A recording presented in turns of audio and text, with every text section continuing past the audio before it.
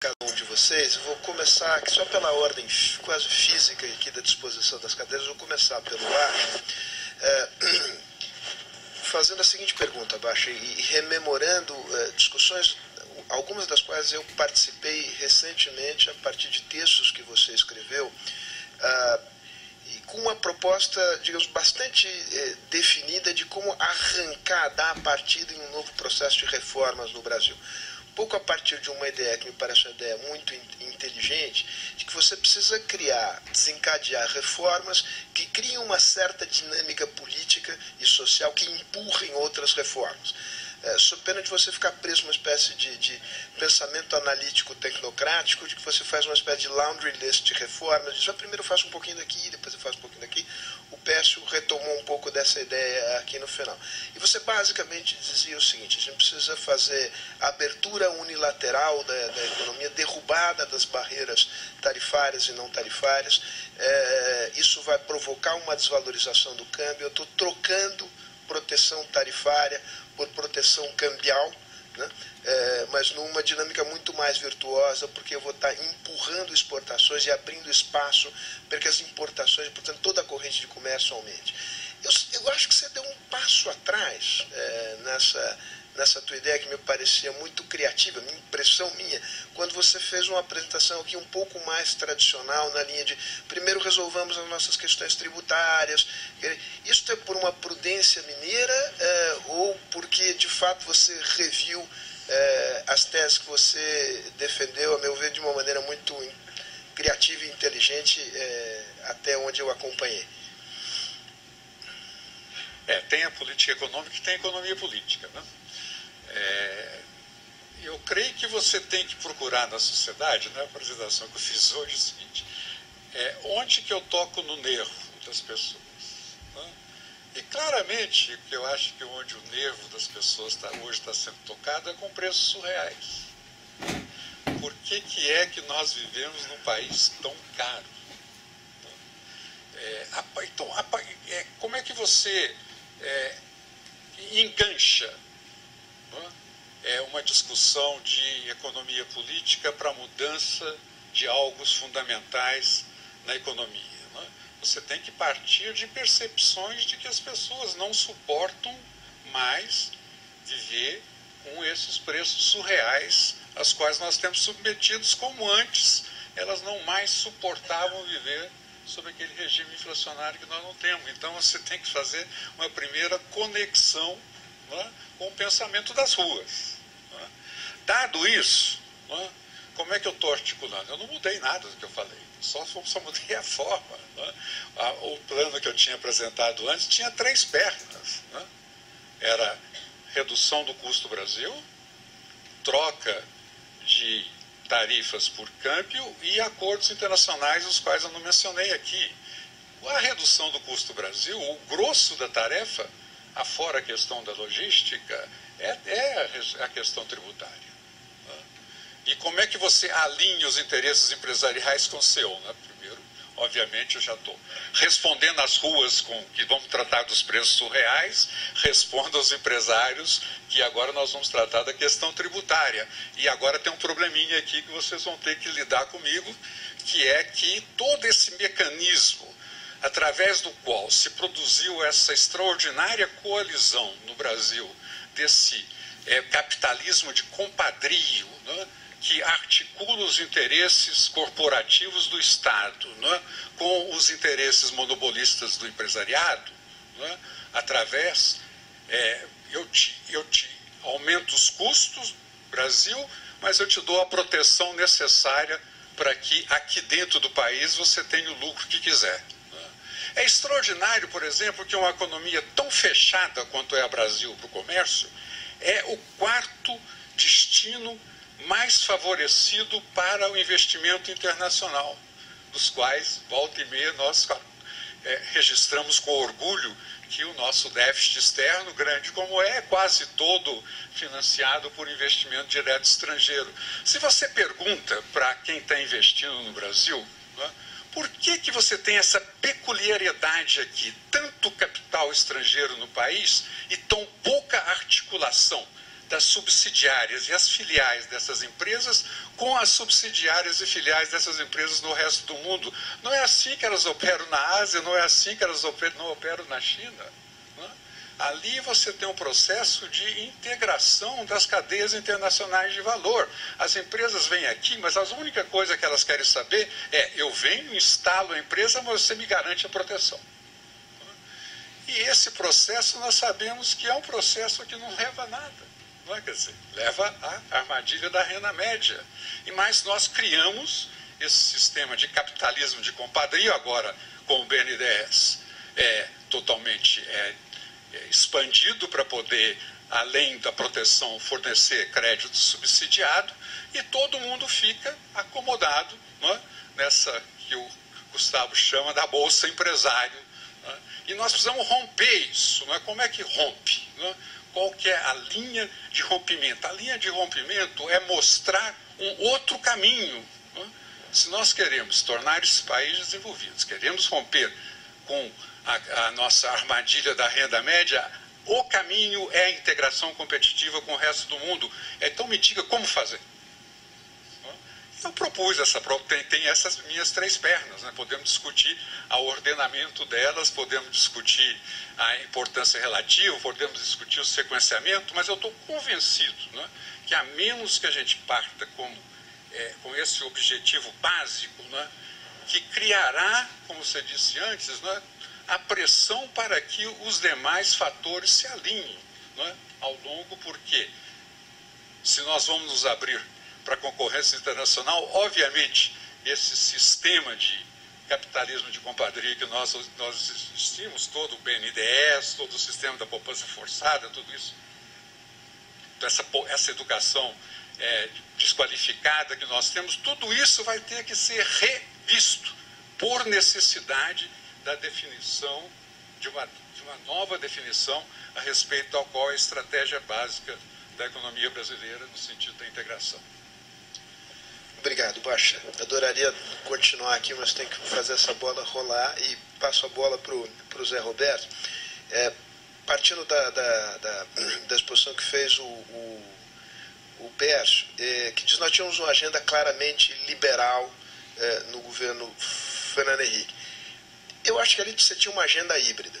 Né? Você tinha uma agenda liberal e uma agenda, por falta de uma agenda social-democrata, forte na área social, e uma agenda, digamos, de uma certa escola de economistas, às quais naquele momento eu acho que você se filiava com clareza, que não era propriamente liberal, embora não fosse mais nacional-desenvolvimentista. Né? Tinha algum espaço aí no meio. Eu faço esse preâmbulo para te perguntar que espaço sobrou no mundo de hoje para a política industrial, num país como o Brasil. Esse espaço foi inteiramente suprimido, ou ainda é possível fazer política industrial, digamos, virtuosa? O que se deve, portanto, entender como política industrial virtuosa nos dias de hoje, se é que isso, eu não estou falando aqui de uma quimera? Bom, deixa eu, antes disso, de falar, só completar uma coisa que me veio à mente quando o Edmar estava falando, que eu acho que claramente faz parte da nova agenda, que essa integração das cadeias produtivas globais é conhecida de todos, né, certamente também, que ela parte de um relacionamento geográfico. Ela foi construída em torno da Alemanha com a Europa Oriental. Ela foi construída em torno da América do Norte, com o Canadá e, mais recentemente, com o México. E na Ásia, que é onde foi muito mais fundo, veio nesta direção. Né? E nós perdemos isso com o desvirtuamento do Mercosul. É uma coisa que eu uso muito, né? E era um projeto que estava na época nesse sentido, era um projeto de integração, pegava a mesma indústria automobilística que tem hoje, e que é a campeã dos caramelos tributários, né, como se sabe, né, em 99, 98, nessa época, tinha como seu ativo básico ser competente para fazer carro pequeno. E na definição da partida do Mercosul, a integração do mercado brasileiro, argentino, foi aceita por todas as multinacionais. Isso é um fato histórico, né, que colocaram no Brasil as fábricas para produzir carros que exigem escalas maiores, colocaram na Argentina as fábricas para escalas menores, basicamente picapes, carros de menor volume, que pressupunha um livre comércio de autopeças, de tal sorte que o mercado brasileiro, argentino, etc., fosse grande o suficiente para reforçar essa capacidade competitiva em carros pequenos, que, fora os europeus, nós é que estávamos desenvolvendo. Isso é pré-China e outras questões mais. E isto era claramente, e a gente vê isso, que se pega as exportações de 2000, o Brasil exportava carro para o mundo inteiro, inclusive os Estados Unidos, né?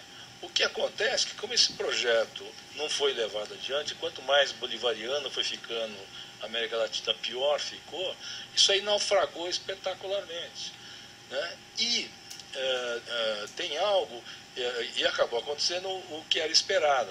Todo mês tem uma discussão com a Argentina. Os carros produzidos aqui dentro, até essa ordem, ficaram 3, 4, 5 gerações atrasados, não eram quando estava lá atrás, né? E criou uma dependência do Tesouro, da proteção, do BNDES, que caracteriza esse tipo de coisa, né? Por esse lado. E hoje nós temos um problema gigantesco. Quando as fábricas novas que estão entrando ficarem prontas, porque a proteção, inclusive, foi sumida, vai ter, entre aspas, uma sobra em relação à absorção de carros do ano passado de 1,5 milhão de veículos. O setor está em quase pânico, os chamados incumbents, daqueles que já estão aqui dentro, porque vai sobrar carro para tudo quanto é lado, e vai começar a acontecer isso a partir desse ano. Então, nós jogamos fora esta possibilidade. Eu chamo a atenção para uma coisa que não é casual. Ao mesmo tempo, o único segmento de produção brasileiro mais aberto ao exterior, que é conhecidamente o agronegócio, consome caminhões. Se vocês olharem, a produção de caminhões atual é contemporânea com o que tem de melhor na Europa. Da simples razão de que a Mercedes-Benz vende mais caminhão aqui do que vende na Europa. Então ela está totalmente, a tal ponto que tem uma escassez permanente de motoristas, porque não consegue guiar as máquinas novas, com GPS, com quase fly-by-wire, né? Que eles voam mesmo, né? Andam muito rápido por esse lado.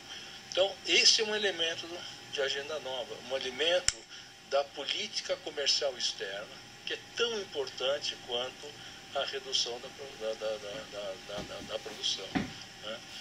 Da proteção, por esse lado, né? E a política industrial, essa mais recentemente realizada, realmente é insustentável, tá certo?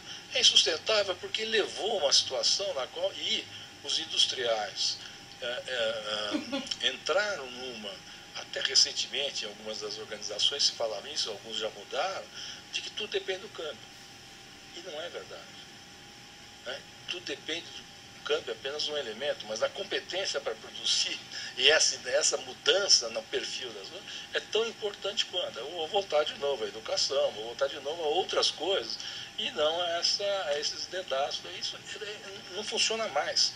E o drama da parte da indústria é que percebeu isso. Vocês observam que uma declaração do presidente do IED, mais de uma declaração, o que ele está dizendo? Eu posso competir, todas as indústrias estão mais perto do consumidor, eu posso competir aqui dentro com o pessoal que vem de fora. Mas eu não posso comprar aço 40% mais caro. Eu não posso comprar gás natural a $17, quando no resto do mundo custa de 0 a 3 dólares. Porque aí não tem plástico competitivo sob nenhuma hipótese. Se o plástico não é competitivo, o carro não vai ser competitivo. Volta um pouco a essa matriz base. Então, a política industrial, tal como concebida, ela fracassou. Porque o grau de proteção aumentou espantosamente recentemente, e a indústria produz o mesmo que 2008.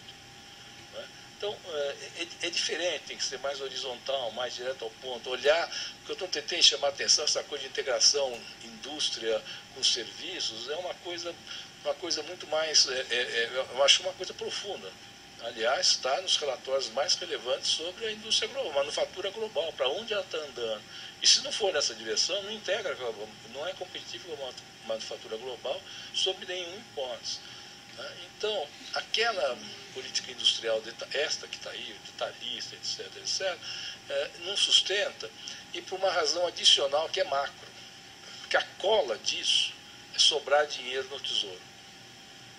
Enquanto, entre aspas, sobrou dinheiro no tesouro, que se traduz como, nos últimos anos, o fator inclusão, formalização de pessoas, formalização de empresas, gerou uma situação em que a arrecadação em relação ao PIB cresceu num múltiplo muito veloz e que permitiu, não é só econômico, é também político, o Tesouro distribuir dinheiro para todo mundo, por todos os caminhos, inclusive para sustentar esse tipo de política industrial. Isso acabou. Acabou porque esse efeito grupo, efeito de inclusão já aconteceu. Então agora a relação tributos e o que acontece por trás é uma coisa ainda mais importante. Né?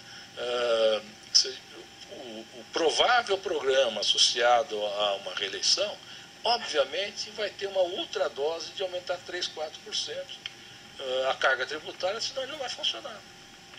É mais do mesmo, tá certo? Né? E vai ser muito mais do que isso. E aí nós vamos crescer menos ainda do que a gente cresceu antes. Então, realmente, tem um efeito conjunto nisso e não coisas específicas por esse lado. Né? E também, não apenas na educação básica, do ponto de vista do cidadão, mas no sistema produtivo, né? É virar de perna para o ar. Essa ideia de que a combinação, né, você precisa ter câmbio e o resto você cola com subsídio de alguma forma e caramelos tributários, como eu costumo chamar, isso não sustenta mais. E um pedaço do setor produtivo já percebeu isso. Quem percebeu? Aqueles que estão mais próximos do mercado consumidor grande, que é o nosso grande ativo, e que sabem que tem uma chance de ficar competitivo aqui dentro, não antes de virar competitivo lá fora, desde que o plástico não seja muito mais caro do que antes, do que os outros matérias-primas. Isso abriu um conflito na indústria que jamais existiu. Né? Porque foi exatamente a sacola que permitiu se juntar interesses díspares e dar os preços surreais. Como esse negócio não dá mais para levar adiante, outro dia um industrial, um líder industrial tradicional, me disse, em off, evidentemente jamais vai repetir isso em público, perdoa a expressão, foi uma roubada nós nos amarrarmos na ideia de que tudo depende do câmbio. Maravilha, Zé Roberto. Obrigado. Pércio, um par de coisas aqui, começando a tua observação sobre o fato de que, digamos que uma agenda liberal pode responder a demandas que foram demandas expressas pela sociedade brasileira nos protestos de rua, enfim, que isso é uma espécie, digamos, de demanda que está aí latente ou de alguma maneira manifesta. Sim, mas não é toda a verdade. Quer dizer, você olhando também por um lado, sem falar de uma demanda, digamos, por mais benefícios, por mais subsídios, por mais relações de clientela, que também está presente na sociedade brasileira, olhando ainda de uma perspectiva, digamos, para frente e não para trás, você tem claramente uma demanda por mais igualdade, né, em dois sentidos. Você tem da igualdade de todos perante a lei, mas há uma demanda, eu acho que eu não estou atribuindo um significado que não está posto na realidade, na linha do que o André falou. Quer dizer, que são de tal modo gritantes as discrepâncias nos padrões de vida no Brasil que a sociabilidade se tornou quase inviável numa sociedade de grandes centros urbanos em que esta convivência é uma convivência diária, esse atrito é diário, e você não vive mais numa sociedade hierárquica da família patriarcal, da sociedade tradicional, em que essas relações hierárquicas não eram questionadas, né? Então você tem, obviamente, aí uma demanda que é também uma demanda por igualdade. O tema da igualdade voltou para o debate econômico de uma maneira interessante. Eu não sou economista, mas, enfim, sou ávido leitor. Krugman, Stiglitz e tal, toda a discussão nos Estados Unidos, que mostra que, digamos, a desigualdade, não, a partir de um determinado nível, ela não é apenas ruim do ponto de vista, digamos, social. Ela é ruim para o crescimento também. Então, eu queria que você fez aqui uma defesa enfática de uma agenda liberal. Quer dizer, percamos o medo de falar que temos aqui uma agenda liberal e que ela é do liberalismo clássico. essa agenda, desculpa ser provocativa, ela não está aquém do que é contemporâneo? Eu acho que não, particularmente no caso brasileiro. Eu vou fazer duas observações aqui. Primeiro, os programas de transferência de renda fazem parte do repertório liberal clássico. O programa de renda mínima está lá em John Stuart Mill, antes de qualquer esquerda existir com o nome com pensamento organizado, né? Então, eu não estou falando dos programas de transferência de renda. Eles fazem parte do cardápio liberal. Mas eu vou dar um outro exemplo que eu estou dizendo. Imagina que, só por experimento mental, a gente termine com todos os subsídios no Brasil. Isso dá um múltiplo da Bolsa Família enorme. Muitas vezes o que é Bolsa Família. Todo esse dinheiro seja investido em educação básica ou em melhoria do SUS. Isso diminui desigualdade ou não? Assim, é óbvio que o problema da desigualdade é um problema importante, o André tem toda a razão em levantar, é um tema moderno, que está surgindo em diferentes contextos sociais. É óbvio que todos nós, mesmo os que são favorecidos, se sentem mal numa sociedade desigual, é verdade, mas a maneira de endereçá-lo não é endereçá-lo diretamente, mas endereçá-lo é tornando o Estado mais eficiente. Nesse exemplo aqui, tem um Estado que diminui o seu papel de empresário e aumenta o seu papel tradicional, que é educação, saúde pública, segurança, etc. Essa mudança na forma de funcionamento do Estado melhora nosso funcionamento enquanto sociedade desigual, torna a sociedade menos desigual, e eu acho que torna a sociedade menos desigual. Ela não é uma política voltada para a supressão de desigualdades, mas ela é uma política que ajuda a tornar a sociedade menos desigual. Da mesma forma como restaurar, devolver o dinheiro da FGTS, ou mesmo parar de tirar o dinheiro da FGTS das pessoas, melhora a desigualdade? Claro que melhora, porque hoje o que acontece é uma tributação sobre os assalariados para repasse para os empresários que têm acesso aos programas associados ao FGTS. Quando você suprime isso, você está tirando uma enorme distorção de renda. Eu estou dando aqui alguns exemplos de como a agenda liberal ela traz embutido nela mesma a diminuição de desigualdades. Então, eu acho que é desnecessário a parte de renda, os programas de transferência de renda mínima, não faz sentido políticas tentando endereçar direto o problema da desigualdade. Elas têm que ser resolvidas em termos de funcionamento melhor do Estado. Legal. André, eu quase que aqui estou tentado, até porque a gente está no limite do tempo, de dizer, comenta a mesma coisa que eu pedi aqui para o Pércio comentar, porque você trouxe esse tema à baila, que eu acho que a partir daí você faz um samba. Eu tinha outras coisas, eu vou deixar de lado. Boa pergunta. Eu acho que eu não discordo totalmente do Pércio, porque eu acho que a questão, o liberalismo clássico parece ser um elemento fundamental. O liberalismo e o respeito, especialmente a um indivíduo, acima inclusive do coletivo, eu acho que é um dos valores assim básicos da civilidade e da civilização moderna e contemporânea. Portanto, eu, sem nenhum problema, digo, eu acho que eu sou um liberal. Agora, o liberalismo depende de um mínimo de homogeneidade, assim como a democracia representativa. E a democracia representativa está tendo problemas em todo lugar do mundo, mas especialmente em todos os lugares onde há desigualdade, o que é compreensível. Então, a questão é que nós temos que, o objetivo, inclusive, é caminhar para uma sociedade liberal, mas você primeiro precisa criar um mínimo de homogeneidade. No caso brasileiro, é muito claro que nós tínhamos uma sociedade até o século XIX, que era uma sociedade de um elitista, profundamente elitista, e sem nem classe média. Passamos de uma sociedade escravatista para uma sociedade sem classe média, profundamente elitista. A partir do século XX, nós criamos uma pequenininha ideia de classe média. Mas continuamos com uma certa viabilidade de uma sociedade elitista, com um mínimo de classe média e com grande parte da sociedade completamente excluída. As razões históricas disso são muito, inclusive, pela escravidão e tudo mais. Aliás, eu acho que me impressiona como isso foi pouco estudado, pouco entendido, porque as razões dessa nossa desigualdade. e com um Estado, como foi dito aqui o tempo todo, um Estado que vem da coroa portuguesa, que era um Estado autoritário, como isso aqui, que precedeu o povo. Então, esta combinação foi profundamente perversa. E a economia e a nossa democracia representativa conseguiu funcionar enquanto, assim, o que a China faz com uma burocracia competente, porque tem 3 mil anos de burocracia competente. No Brasil, eu concordo com a Roberta Mata, não temos burocracia, nós temos arremedo de burocracia, temos complicação, fez com a ideia de autoritariamente controlar a incorporação de setores excluídos da população, controlar de forma autoritária. No caso brasileiro, nós fizemos simplesmente por mantê-los completamente excluídos. À medida em que agora nós melhoramos, estamos atingindo um nível mais alto, e que essa incorporação vai sendo feita, nós estamos criando problemas novos.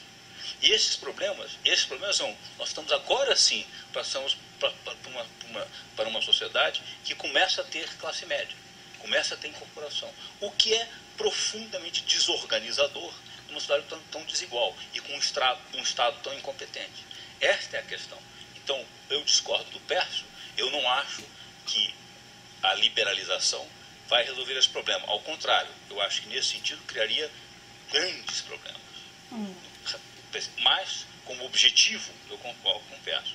Se entendermos por liberalização a confusão liberal, uma redução, e eu não acho, a palavra não é redução, eu não gosto da ideia de redução do Estado, não é redução do Estado, o que importa é um Estado que, de fato, seja um Estado competente e a serviço da população.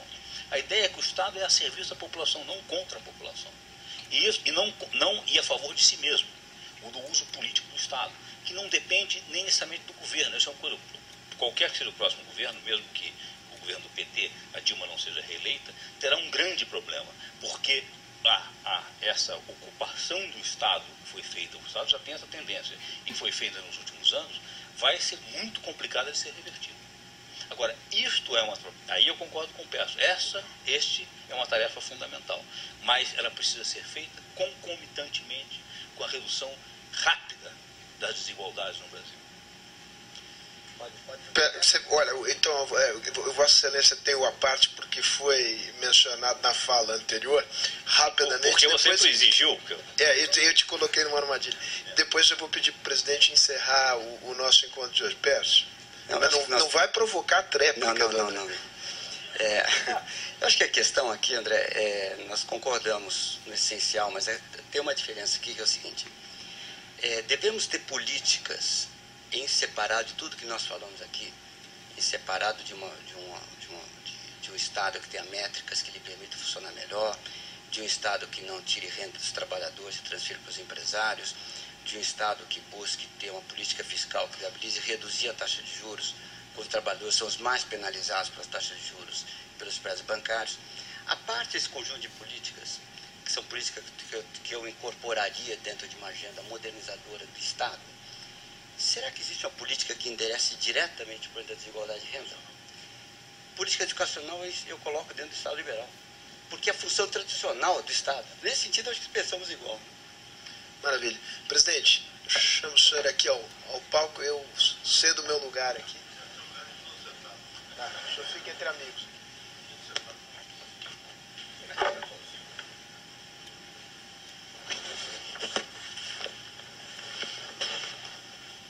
Bom, ao reiterar os agradecimentos a todos que cooperaram aqui, expondo suas ideias, e devo dizer que foram brilhantes e foi tudo muito bem exposto, agradecer também a presença desse público que aguentou tantas horas de discussão, eu queria fazer 2 ou 3 comentários apenas.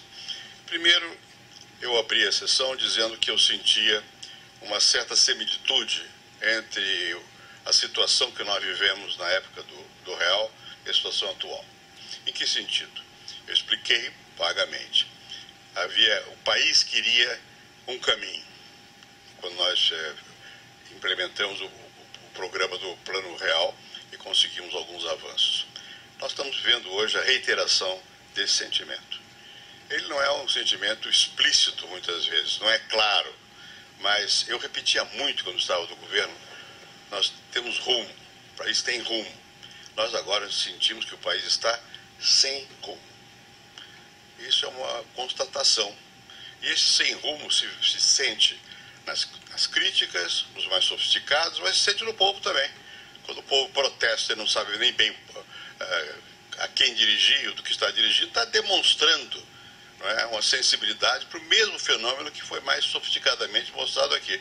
Nós estamos sem rumo, porque nós não demos continuidade ao que foi iniciado, nós tomamos um rumo equivocado e o mundo foi numa outra direção.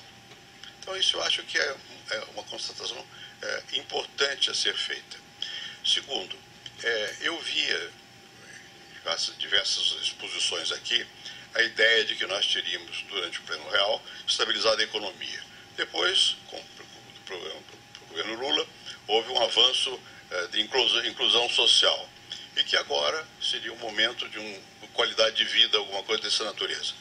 Até certo ponto, porque eu nunca aceitei a ideia de que o que nós fizemos com o Plano Real e durante o meu governo tivesse sido colocar em ordem a economia. Não foi isso. Foi reestruturar o Estado, foi dar horizonte à população, foi começar os programas de inclusão social, foi fazer reforma agrária, que não tem nada a ver com estabilização da economia. Certamente até não era economicamente necessário, mas era socialmente necessário. Então vai se formando um clichê equivocado de que houve um momento, uma fase de consolidação da economia, outra fase de inclusão social, e agora viria uma terceira fase de qualidade de vida. Não é assim, isso vem junto. E quando se perdeu o rumo de tudo. De tudo. Né? Então é preciso recuperar esse rumo. Terceira observação. Eu tenho ouvido muitas vezes o seguinte, só há um lado, não se vê oposição, não há uma agenda. Basta ouvir o que eu ouvi essa manhã aqui, essa tarde. Existe uma agenda. Não vou qualificar se isso aqui não é uma reunião partidária, mas há uma agenda diferente. E alguém aqui repetiu mais de uma vez, não queremos o mesmo, queremos uma coisa diferente. Há uma agenda diferente. A agenda diferente não é a volta ao Plano Real. O Plano Real foi. É outra agenda, que dê sequência ao espírito, sim, do que movia o governo e a sociedade no período do Plano Real. Mas já existe essa agenda. Já existe algo que é bastante concreto de qual é o rumo. Existe quase que uma convergência quanto a esse rumo. Primeiro, quanto a que não basta crescer. Nós estamos crescendo pouco, mas nós não ficaríamos satisfeitos só por crescer muito. Nós não somos soviéticos do produtivismo. Não é isso que o país quer. O país quer outro tipo de relação também entre o Estado e a sociedade, das pessoas de umas com as outras, na vida cotidiana. E os problemas que estão se apresentando de uma forma mais direta e mais aguda, vêm precisamente de um desencontro entre a vida cotidiana e o Brasil que foi inventado pelos donos do poder, que era um Brasil, digamos, que chegou ao primeiro mundo. Ora, a experiência cotidiana mostra que não chegou.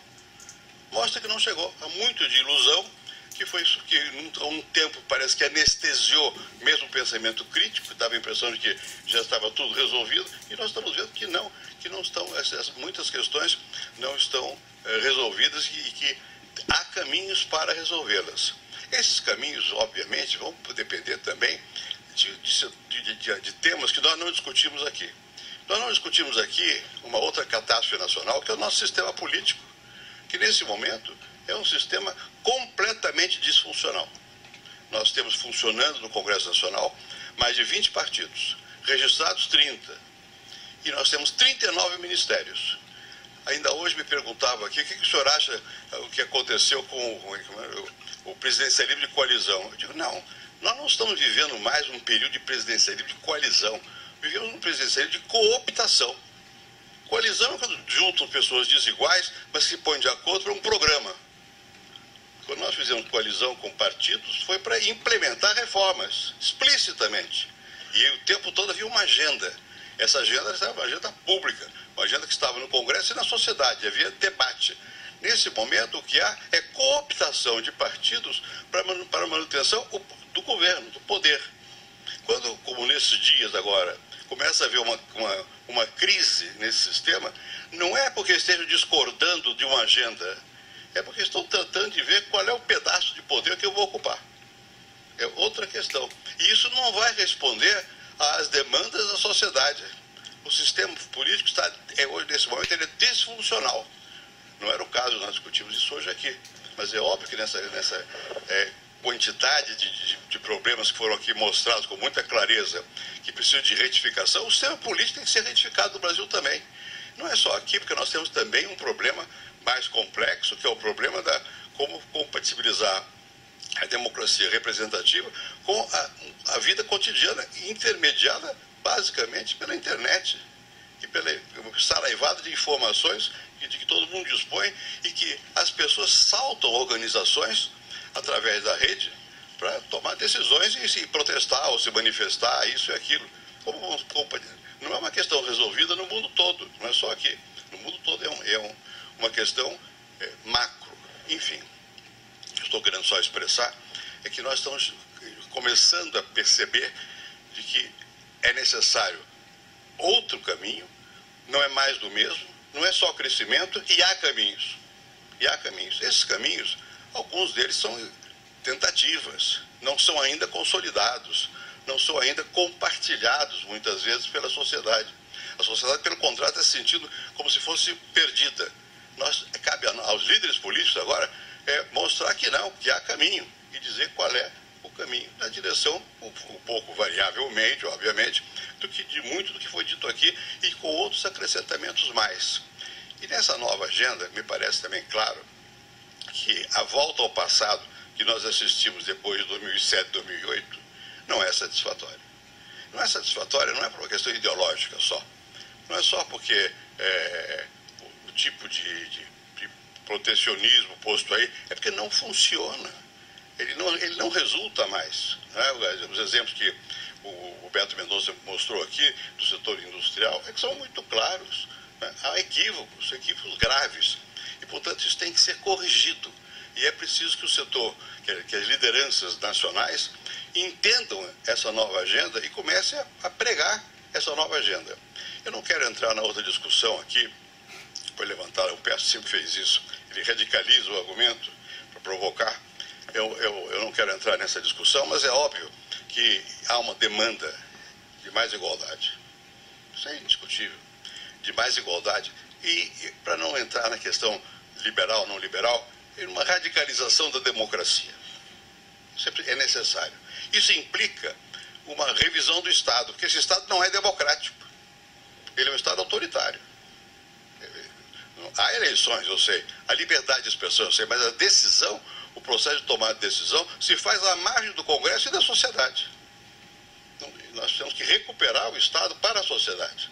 Tem que haver de novo uma campanha, digamos, democrática, radicalmente democrática, e que só assim será possível efetivamente chegar a uma sociedade mais igualitária.